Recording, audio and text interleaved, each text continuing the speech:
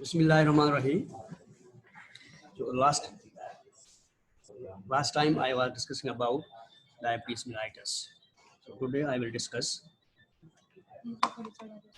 complications of diabetes mellitus. As we are well aware from the term diabetes mellitus. So there are very dangerous complications of long-term resistant hyperglycemia because of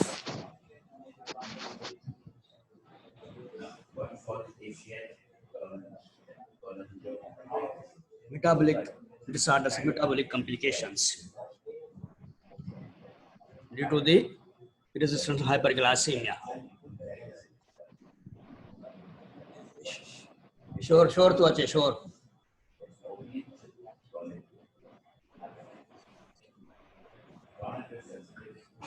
एकदम sure तो है अरे शुक्र जो मैं आजो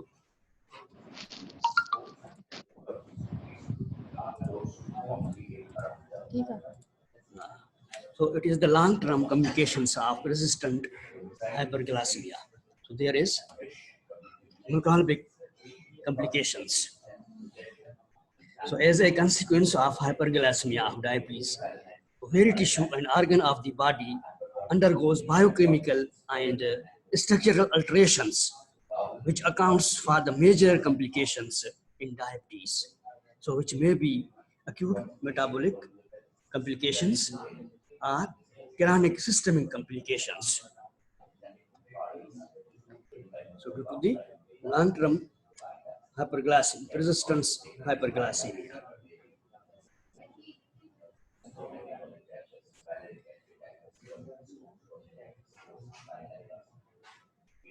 So there's uncontrolled hyperglycemia, which leads to the multiple primarily vascular complications. So that affects small vessels, microvascular, and some large vessels, which is called macrovascular, are both complications. So this mechanism by which vascular disease develop includes the elastic ovulation of the serum and tissue proteins with formation of advanced glycation and end products of metabolism proteins. And there is generation of superoxide productions. There is activation of protein kinase C, a signaling molecular change that increases vascular permeability and causes endothelial dysfunction. So accelerated hexamine biosynthesis and pyrrole pathway leading to the sorbitol accumulation within the tissues. So thereby generating complications. So there are two types of complications. One is acute complications due to the metabolic disturbance. Other is chronic complications, a long-term resistance hyperglycemic complications. So acute complications is diabetic ketoacidosis due to the metabolic disturbance. So we are well aware why diabetic ketoacidosis occurs. As there is deficiency of insulin activity in diabetes patients. So there is lipid breakdown, increases lipid breakdown due to the deficiency of insulin. So lipid breakdown increases the accumulation of acetyl-CoA. While in the normal conditions, acetyl-CoA combines with the oxaloacetate and enters the Krebs cycle for the energy production. So in diabetes, insulin deficiency, there is insulin deficiency, which causes depletion of oxaloacetate. Oxaloacetate will be depleted. So the acetyl core cannot enter in the TCA cycle or Krebs cycle. Enters the alternate pathway, such as cholesterol formation. It goes the ketone formation. So both these leads to the increased in blood. Ketone bodies will be decreased. So increased ketone bodies level in the blood, which is called ketonemia. This is the pathophysiology mechanism of the development of the ketoacidosis, acute complication of the diabetes mellitus. There is other hyperosmolar non-ketonic coma.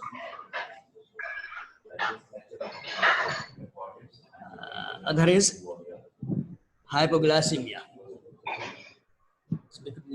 Hypoglycemia occurs due to the insulin, due to the consumption of drugs.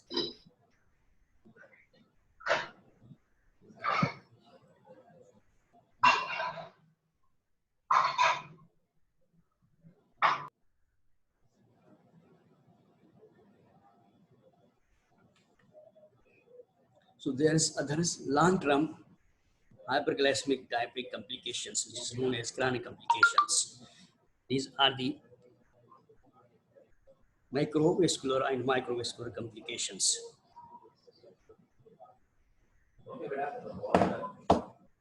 So macroangiopathy, cerebral vascular disease, coronary heart disease, sometimes this asymptomatic ischemias, and there is peripheral vascular disease. So these are the macrovascular changes due to the metabolic changes. I will discuss mechanism later. So there is microvascular complications, which is known microangiopathy. These are the retinopathy, nephropathy, and neuropathy, peripheral neuropathy. So there may be autonomic neuropathy. So there is diabetic foot infections, foot gangrene, foot ulcers. They are the major risk to develop the infections, skin infections mostly. Long-term hyperglycemic patients of diabetes mellitus.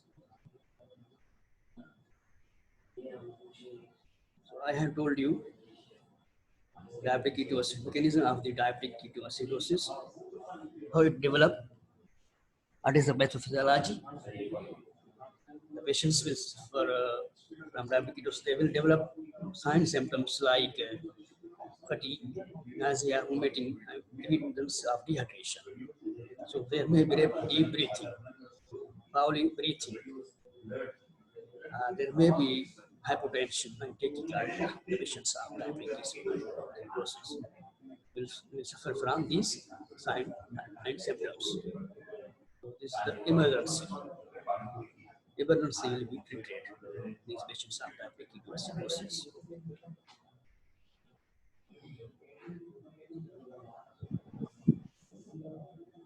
So there is other main complications, hypoglycemia.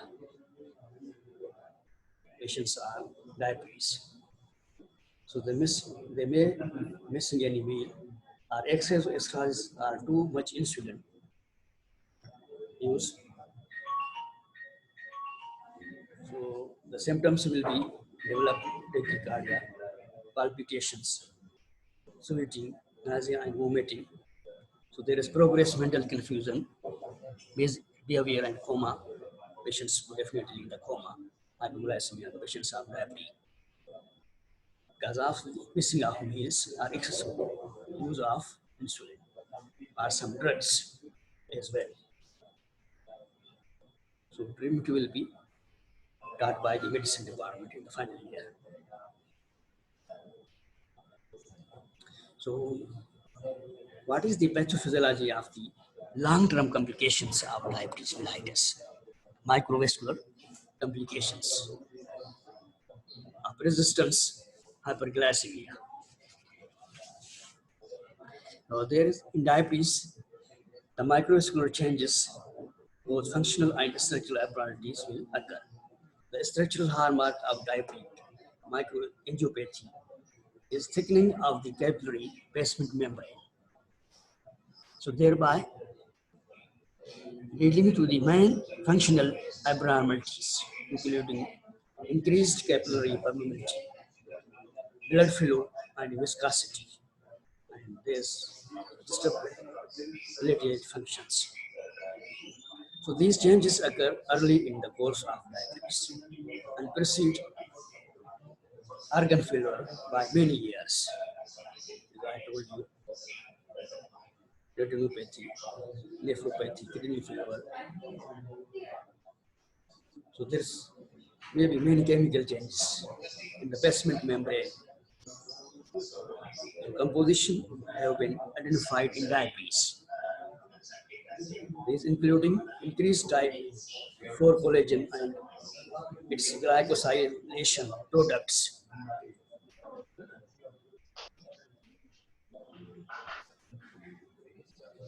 So formation of the advanced glycation end products, AGEs. So other is non-enzymatic reactions between intracellular glucose, which derived from the decarbonyl precursors, with the amine group of the both intracellular and extracellular proteins. So second is there is activation of the protein kinase C. I told you, the metabolic complication changes occurs due to the long persistent hyperglycemia. So production of the pre-angiogenic molecules, vascular endothelial growth factors, implicated in the neurovascularization, which is characterizing the diabetic retinopathy. As I told you, retinopathy, nephropathy, with a very minute vascular changes occur due to the persistent hyperglycemia. So there is other increased activity of the vasoconstrictor endothelial 1, and which decreased activity of the vasodilator endothelial nitric oxide synthase. So there is other intracellular hyperglycemia with disturbances in the pylorol pathways, pylorol metabolism pathway. So there is production of fibrogenic molecules like transforming growth factors. So this leading to the increased deposition of extracellular matrix and basement membrane material. So production of the procoagulant molecules, plasminogen activator inhibitors 1, PAI 1, leading to the reduced fibrinolysis and possibly vascular occlusive episodes. So thereby, there is production of pro-inflammatory cytokinase by the vascular endothelium. As I told you, the cytokinase play a vital role in the inflammatory conditions. Exaggerate too much the complications, mostly endothelium cells.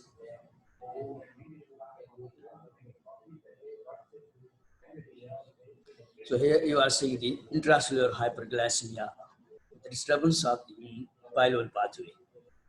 When there is increased glucose, diabetes suffer from the hyperglycemia, as we are well aware, due to the deficiency of insulin. So there is aldose, ductal enzyme, sorbitol pathway, dehydrogenase, which goes to the formation of fructose, carbohydrate metabolism. We have already learned in the classes, previous classes. What happens? Monocytose. sodium decrease potassium ATPase. Thereby decrease phosphoglycoside, thereby decrease diacylglycerol, which leads to the decreased protein kinase C. So thereby intracellular hyperglycemia, leading to the intracellular hyperglycemia in the circulatory pathway.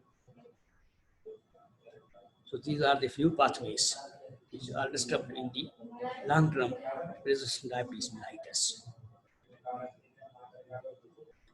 So these are the pathophysiology mechanism of the chronic long-term resistant hyperglycemic complications, chronic complications, micro or macrovascular complication. So other are microvascular disease complications. I told you atherosclerosis among the diabetes is very common due to the high level of the cholesterol.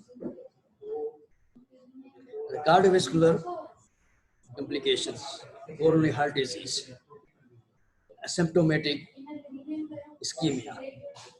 Sometimes the patient of diabetes suffer from the asymptomatic ischemias, MI.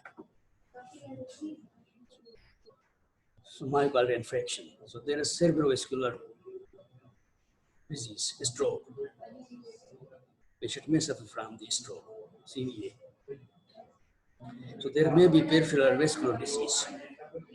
Peripheral vascular disease. Lower extremities gangrene, foot ulcers, as I told you. Foot ulcers, foot gangrene, very common.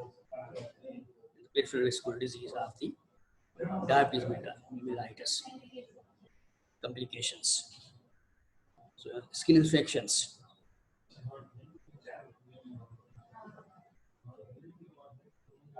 There are the microvascular disease. These are the diabetic retinopathy, eye changes, complication in the eyes, and diabetic nephropathy, kidney disease. So there is glomerulus, renal vascular lesions, pyelonephritis. These are the key diseases which are occurring to the long-term complications of the hyperglycemia diabetes mellitus.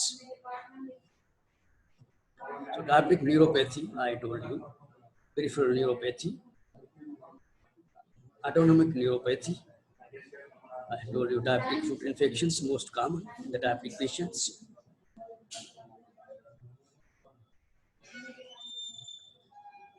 So what happens in the microvascular diabetic retinopathy? So there is due to the ischemia of the retina, which provokes the neovascularization, which vessels become more fragile, leaking, and scarring and fibrosis. Thereby develop diabetic retinopathy. This is the pathophysiology mechanism, development of the diabetic retinopathy. Other is diabetic nephropathy, kidney disease, which is most common in the diabetes patients. So diabetic nephropathy, common cause of end-stage renal disease. ESRD, stomach renal disease, end-stage of renal disease. So the prevention by the control of blood pressure and glycemia, very important. Control the diabetic blood sugar level. So earlier signs, there may be urine albumin, 30 milligram per day, 20 microgram per day. This is the diagnostic test for the to detect nephropathy in diabetes patients.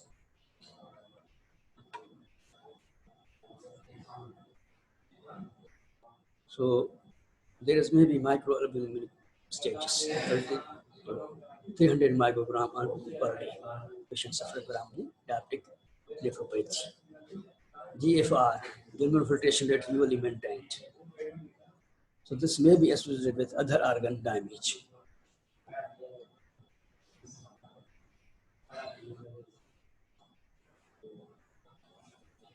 the patient suffering from the nephropathy.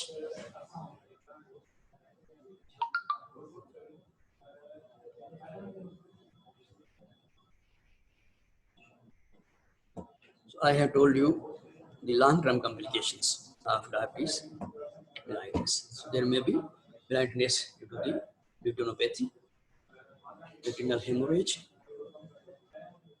adrenal disease. There may be peripheral neuropathy, numbness, stroking blows, stubborn hands and the feet. Except frequently patient complain of these signs symptoms. I have discussed heart disease and stroke. These are the chronic state of hyperglycemia, which leads to the early atherosclerosis. So there may be complication in the pregnancy. Patients from the diabetes mellitus. When there is patients suffering from the diffuse atherosclerosis, what will be complications? Definitely, atherosclerosis will lead to the AMI, myocardial infarction, CVA, cerebrovascular accident, peripheral vascular disease, hypertension, renal failure, so diabetic retinopathy, blindness. There is gangrene, diabetic foot gangrene, most common long-term present patients of diabetes. So I told you diabetic retinopathy, there is changes. This is the normal retina, this is the retinopathy, hemorrhage, there is aneurysm. So there is microaneurysm, hemorrhage, exudates retinal edema, other signs may occur. Patients from the diabetic retinopathy.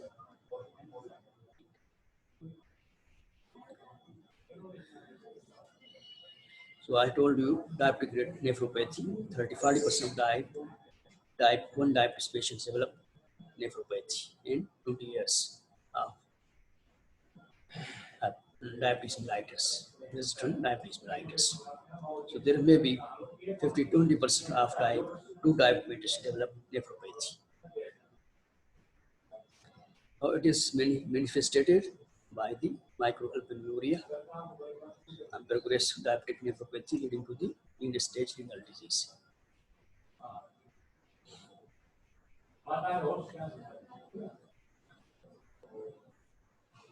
So diabetic patients must be screened annually for the microalbuminuria.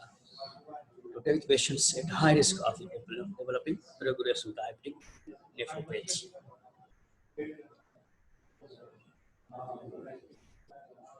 So that glycemic control and management of the blood pressure can significantly decrease the risk of developing diabetic nephropathy. It's very important. If a relative who is suffering, he is suffering from diabetes, these instructions must be given to them. So there is AC inhibitors are recommended to decrease the progression of the nephropathy. They will teach you medicine department in the final year. So just a little bit you should be aware. As I told you, diabetic neuropathy. So neuropathy, loss of sensation due to damage of nerve fibers. Heat and cold pain, these sensations will be lost. So there is high blood glucose changes, the metabolism of the nerve cells, thereby reducing blood flow. So there is autonomic neuropathies in the patients of diabetes mellitus, which manifested by the orthostatic hypotension, diabetic diarrhea. So there may be erectile functions in the males. There may be difficulty in the urination. These are the autonomous neuropathy complications in some patients. So here you are seeing the diabetic. These are the diabetic food. So incidence of gangrene increase in the diabetes patients. So incidence of the diabetes gangrene in diabetes is 2% higher than the control. So one should control the diabetes. So there may be ischemia, peripheral neuropathy, secondary infections.